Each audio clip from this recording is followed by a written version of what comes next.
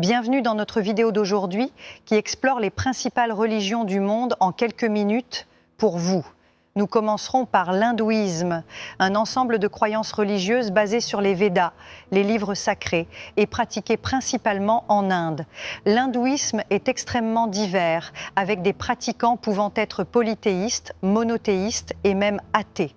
En France, il y a environ 121 000 fidèles et globalement, l'hindouisme est la religion la plus ancienne et la troisième la plus pratiquée au monde. Les croyances distinctives des hindous incluent l'idée de Brahman, une âme universelle qui imprègne toute chose, et la croyance que chacun possède des âmes individuelles qui se réincarnent dans le cycle du samsara. Nos actions déterminent notre évolution ou régression dans la vie suivante, selon la loi du karma. La récompense pour une grande évolution spirituelle est l'union avec Brahman. De plus, il est essentiel de vivre selon le dharma, qui est l'ordre naturel et la conduite appropriée pour chaque individu dans la société. Cela inclut le renoncement au matérialisme et aux vices tels que la luxure, la colère, l'avidité, l'orgueil et l'envie. Parmi les principaux dieux hindous, on trouve Brahma, Vishnu, Shiva et Ganesha. Les brahmanes, qui sont les prêtres, constituent la classe la plus élevée de la société hindoue. Le bouddhisme est une religion créée par Siddhartha Gautama, un prince indien qui a vécu isolé dans un palais, protégé de toutes les souffrances humaines jusqu'à l'âge de 29 ans. Lorsqu'il sortit pour la première fois, il fut choqué de découvrir la réalité de la souffrance humaine et décida de ne pas retourner au palais. Après une intense quête spirituelle, il atteignit l'illumination, connue sous le nom de Nirvana, en comprenant les 4 nobles vérités, que la vie est souffrance, que la souffrance existe à cause du désir, qu'il y a une fin à la souffrance, et que celle-ci s'achève en suivant le noble sentier octuple, une méthode pour se détacher du désir. Comme les hindous, les bouddhistes croient en une version de karma et samsara, le cycle de la mort et de la renaissance. Atteindre le nirvana est le moyen d'échapper à ce cycle et de trouver la paix définitive. Le judaïsme est une religion monothéiste qui croit en l'existence d'un Dieu suprême et tout-puissant. Les Juifs croient que Dieu a créé le monde en 7 jours, sa création la plus importante étant l'homme, fait à son image et à sa ressemblance. À l'origine, l'homme habitait au paradis, mais après avoir désobéi à Dieu, il fut expulsé et l'histoire sur terre commença. Après les histoires épiques des premiers hommes, Dieu fit une alliance avec Abraham, promettant que ses descendants formeraient un grand peuple et vivraient dans une terre promise. Le symbole de cette alliance est la circoncision. Finalement, les Israélites finirent en Égypte, où ils furent réduits en esclavage, mais furent ensuite libérés par Dieu à travers Moïse. Au cours de cette fuite, la loi divine, la Torah, fut révélée, décrivant comment les hommes doivent vivre et organiser la société pour être dans la grâce de Dieu. À leur arrivée en terre promise, les Israélites ont connu des hauts et des bas, tandis que divers prophètes annonçaient la venue d'un Messie. Pendant l'Empire romain, ils furent exilés une dernière fois d'Israël et leur temple sacré fut détruit.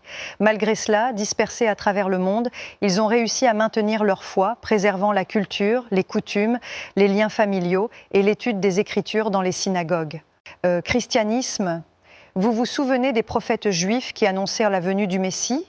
Eh bien, les chrétiens croient en grande partie au judaïsme, mais avec une différence centrale. Ils croient que le Messie est déjà venu, est parti et qu'il reviendra encore une fois. Pour les chrétiens, Jésus-Christ est Dieu et le Messie. Il est mort pour les péchés de l'humanité, est ressuscité, est monté au ciel et reviendra pour séparer ceux qui ont aimé Dieu de ceux qui ne l'ont pas aimé. Selon la Bible et la tradition chrétienne, Dieu s'est fait homme en Jésus en l'an 0, en Israël. Ensuite, nous savons peu de choses sur sa vie, mais Jésus a commencé à enseigner à l'âge de 30 ans et, à 33 ans, a été condamné à la croix par les hommes. Jésus est ressuscité et est apparu de nouveau à ses disciples, montrant non seulement la réalisation des anciennes prophéties, mais aussi formant une nouvelle alliance entre Dieu et tous les hommes, pas seulement les Juifs. Dans la foi chrétienne, Jésus a été le sacrifice parfait pour purifier les péchés du monde et marquer une nouvelle ère. Après son ascension au ciel, les apôtres et les disciples furent chargés de répandre la foi dans le monde entier, prêchant ses enseignements, tels que la règle d'or et d'autres paraboles. Ainsi, diverses formes de suivre Jésus ont vu le jour. Catholicisme. Le catholicisme est littéralement l'une des plus grandes organisations du monde, avec près de 1,4 milliard de fidèles répartis dans tous les pays. L'Église catholique a été fondée par l'apôtre Pierre à Rome, le premier pape, et suit jusqu'à aujourd'hui une succession continue de papes. L'Église est rigoureusement structurée, avec une hiérarchie comprenant prêtres, évêques, archevêques et le pape, et possède des normes bien définies pour presque toutes les situations possibles. Les catholiques considèrent-elles l'Église comme le royaume de Dieu sur terre, et les 7 sacrements garantissent une bonne obéissance à leurs dogmes. De plus, la théologie catholique met un grand accent sur l'intimité avec Dieu par la raison et la logique, sans nier les mystères de la foi et les miracles. Un fait intéressant est que le Vatican, le siège de l'Église catholique, est le plus petit pays indépendant du monde, tant par sa superficie que par sa population. Avec seulement 44 hectares et environ 800 habitants, le Vatican a sa propre radio, banque et système postal, en plus de conserver certaines des plus importantes œuvres d'art et d'architecture du monde, telles que la basilique Saint-Pierre et la chapelle Sixtine. Orthodoxie. L'orthodoxie est un parent très proche de l'Église catholique. Les 2 traditions étaient à l'origine les mêmes, mais se sont séparées en 1054 en raison d'une différence théologique. Les principaux évêques de l'Orient, les patriarches, n'ont pas accepté la décision du pape d'affirmer que le Saint-Esprit procède non seulement du Père, mais aussi du Fils. L'Église orthodoxe est très similaire à la catholique en ce qui concerne les sacrements et la nécessité de la hiérarchie, mais l'autorité du patriarche est régionale et non globale. Par exemple, la Russie a son propre patriarche, la Grèce également, le Levant un autre, et ainsi de suite. Théologiquement, les orthodoxes valorisent une expérience plus directe avec Dieu, renonçant aux rationalisations et recherchant une connexion plus mystique, notamment à travers la répétition de la prière de Jésus et les pratiques ascétiques. De plus, dans l'Église orthodoxe, les prêtres peuvent se marier, ont de longues barbes et les prières sont faites devant des icônes plutôt que des statues. Luthéranisme. En 1517, le moine allemand Martin Luther était très insatisfait, croyant que l'Église catholique et le pape s'étaient corrompus par le pouvoir et l'argent, abandonnant le véritable esprit du christianisme. Il cloua ses 95 thèses critiquant l'Église, principalement pour la vente d'indulgences. Il fut excommunié et finit par lancer un mouvement de séparation de l'Église catholique, connu sous le nom de réforme protestante.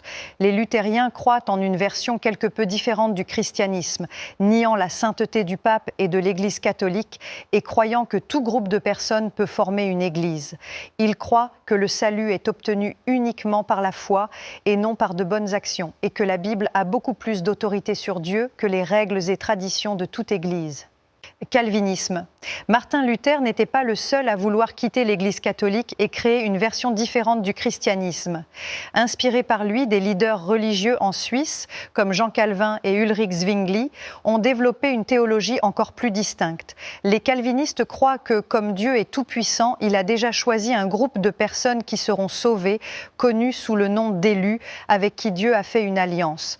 De plus, les calvinistes prônent une vie et un culte rigoureux et simple, avec des églises moins décorées que les catholiques et les luthériens. Ils mettent l'accent sur l'austérité, la discipline et une forte éthique de travail. Islam. L'islam est la croyance en la révélation du prophète Mahomet concernant le Dieu unique, dont le nom en arabe est Allah. Mahomet est né à la Mecque en 571 et fut responsable de mettre fin au polythéisme en Arabie, unissant ses tribus. Ses disciples croient qu'à 40 ans, il a reçu une visite de l'ange Gabriel qui l'a fait unique messager de Dieu, concluant la tradition commencée avec Abraham et transmise par Jésus. Plus tard, Mahomet se rendit à Médine, où il devint un leader politique, transformant l'islam en un mouvement politique. Le livre sacré des musulmans, le Coran, contient des normes sur la foi et sur la manière de gouverner conformément à la volonté de Dieu. Les musulmans croient en un Dieu unique, qui n'est jamais devenu homme, qui ne peut être représenté et qui exige une soumission totale. Au jour du jugement, ils seront jugés en fonction de leur obéissance. Il est fondamental pour les musulmans de nier d'autres dieux, de prier 5 fois par jour en se prosternant, de faire de la charité, de ne pas tolérer l'usure, de jeûner pendant le ramadan et, si possible, de faire au moins un pèlerinage à la Mecque dans leur vie. Après la mort de Mahomet, les musulmans ont conquis une grande partie du Vieux Monde, mais ils ont aussi des divisions internes entre eux. Les sunnites sont le plus grand groupe musulman, représentant environ 83% de la religion. Ils sont apparus peu après la mort du prophète Mahomet, optant pour soutenir l'ascension d'Abou Bakr, un ami et conseiller de Mahomet, comme son successeur. Dans la tradition sunnite, en plus de consulter le Coran, les fidèles suivent également la Sunna, un registre des coutumes et pratiques de Mahomet, et valorisent l'opinion des grands imams, sages et érudits de la foi. Cette combinaison de sources garantit que l'interprétation et l'application de la foi soient alignées avec les enseignements originaux du prophète et la tradition islamique. Les chiites représentent environ 16% des musulmans. Contrairement aux sunnites, qui ont choisi de soutenir Abou Bakr comme successeur de Mahomet, les chiites ont opté pour soutenir Ali, cousin et gendre du prophète Mahomet. Pour les chiites, le leadership religieux est réservé exclusivement aux descendants directs de Mahomet. Ils croient que seul un descendant du prophète peut devenir un imam. Et en tant que descendant, cet imam est considéré comme infaillible dans l'interprétation de la foi et de la loi islamique. Et confucianisme. Le confucianisme n'est pas exactement une religion, mais un ensemble de règles sur ce qui est bien et mal, créé par Confucius au 5e siècle avant Jésus en Chine. Son principal objectif est de maintenir l'ordre dans la société en établissant les 5 relations hiérarchiques, gouvernant et sujet, père et fils, frère aîné et frère cadet, mari et femme, et ami et ami. La personne en position inférieure doit toujours respecter et suivre les ordres de la personne supérieure, tandis que la personne supérieure doit prendre soin de la personne inférieure de la meilleure façon possible. Les principes les plus importants du confucianisme sont le ren, humanité, et le yi, justice. Si chacun agit conformément à sa position dans la hiérarchie et suit ses principes, la société sera prospère et stable. Taoïsme. Le taoïsme est l'une des plus grandes traditions religieuses de la Chine, aux côtés du confucianisme et du bouddhisme. La croyance est centrée sur le Dao, le chemin, la force qui ordonne tout l'univers et qui est la source de toute chose. C'est de cette tradition que vient le symbole du yin-yang et le concept de qi, ou chi, qui est l'énergie ou le souffle vital de toutes les choses vivantes. Le yin-yang représente la dualité de la vie et de la mort et comment tout dans le monde évolue toujours de l'un à l'autre. Les textes les plus célèbres du taoïsme sont le Dao De Jing et le Zhuangzi, mais il en existe beaucoup d'autres qui sont également sacrés. Shintoïsme. Le shintoïsme est la religion native du Japon, ses textes les plus anciens datant de 800 après Jésus-Christ. Le mot Shinto signifie le chemin des kami en tant qui sont essentiellement des esprits du monde naturel, tout des rivières et des montagnes, aux maladies et aux cheveux, à un kami spécifique, qui sont des expressions de musubi, l'énergie créative de l'univers qui unit toute chose. Il existe de nombreux rituels dans le shintoïsme, le plus important étant le harae qui élimine la pollution spirituelle des personnes. Les prières sont faites dans des sanctuaires où résident les kami. En général, ces sanctuaires sont séparés du reste du monde non sacré par les célèbres portes torii. Cependant, en pratique, de nos jours, la plupart des Japonais ne pratiquent pas seulement le shintoïsme, mais une combinaison avec le bouddhisme. Spiritisme. Le spiritisme est la foi révélée par Allan Kardec lorsqu'il publia le Livre des Esprits. À cette époque, en Europe, les manifestations spirituelles étaient à la mode, avec des tables qui tournaient toutes seules, des planchettes pour parler aux morts et des médiums. Les spirites croient qu'Allan Kardec a réussi à unir la religion chrétienne et la science pour expliquer les phénomènes spirituels de son temps. Le Brésil est le pays avec le plus de spirites au monde et le grand responsable de cela est Chico Xavier. Il y a un débat pour savoir si la foi spirite est chrétienne ou non, car il ne croit pas que Dieu est une trinité ni que Jésus est Dieu, mais plutôt l'homme le plus évolué de tous les temps. Ce qui distingue les spirites est la croyance en la réincarnation, en l'évolution spirituelle vie après vie et en la capacité de communiquer avec les esprits désincarnés. En France, le spiritisme a également une présence significative, avec plusieurs associations et centres d'études qui promeuvent les enseignements d'Allan Kardec. Nous espérons que vous avez apprécié et nous vous retrouverons dans la prochaine vidéo. Que Dieu vous bénisse.